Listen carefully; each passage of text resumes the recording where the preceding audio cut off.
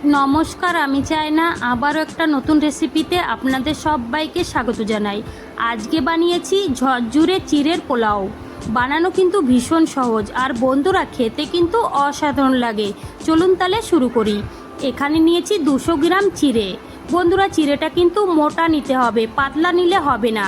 এবার আমি 2 থেকে 3 বার খুব ভালো করে ধুয়ে নিয়েছি। গ্যাসে একটা কড়াই বসিয়ে দিয়েছি, দিয়ে দেবো সাদা তেল। সাদা তেলটা গরম হয়ে গেলে দিয়ে দিতে হবে বাদাম।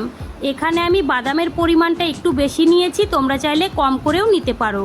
বাদামটা আমি ভেজে নিয়েছি। এবার দিয়ে দেবো কালো সরষে। এখানে আমি কালো সরষেটা ব্যবহার করেছি। দিয়ে দেবো কারি পাতা, কাঁচা লঙ্কা কুচি। ঝালের পরিমাণটা একটু বেশি দিয়েছি, তোমরা চাইলে কম করেও দিতে পারো। এবার দিয়ে দেবো পেঁয়াজ কুচি।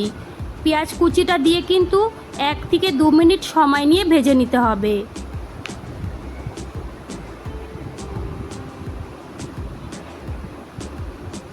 পেঁয়াজটা খুব ভালো করে ভেজে নিয়েছি। এবার দিয়ে দেবো টমেটো কুচি। টমেটো কুচি দিয়ে আবারও নাড়াচাড়া করে ভেজে নিতে হবে। দিয়ে দেবো পরিমাণ মতো লবণ, আর দিয়ে দেবো হলুদ গুঁড়ো। বন্ধুরা, এখানে কিন্তু অন্য কোনো মশলা ব্যবহার করা যাবে না। হলুদ আর লবণ দিয়ে মিশিয়ে নিতে হবে। এবার দিয়ে দেবো চিড়ে। চিড়েটা দিয়ে হালকা হাতে নাড়াচাড়া করতে হবে। 1 থেকে 2 মিনিট নাড়াচাড়া করে নিলেই কিন্তু আমাদের চিড়ের পোলাওটা একদম রেডি হয়ে যাবে। বন্ধুরা, দেখুন কালারটা কতটা সুন্দর হয়েছে আর কতটা ঝরঝরে হয়েছে, আপনারা দেখেই বুঝতে পাচ্ছেন।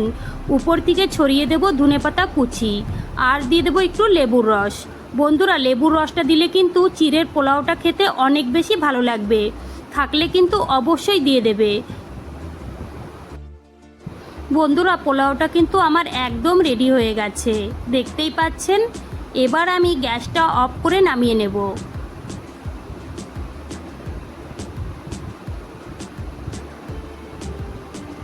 এখানে একটা বাটি নিয়েছি। এবার আমি চিড়ের পোলাওটা ঢেলে নেব। বন্ধুরা, একবার হলেও এইভাবে বাড়িতে বানিয়ে খেয়ে দেখবেন। সত্যি বলছি, অসাধারণ হয়েছিল খেতে।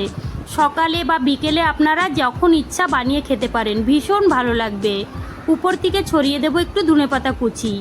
বন্ধুরা, আমার রেসিপি কেমন লেগেছে কমেন্ট করে জানাবেন। ভালো লাগলে আমাকে সাপোর্ট করবেন। চলুন তাহলে ভিডিওটি আমি এখানেই শেষ করছি।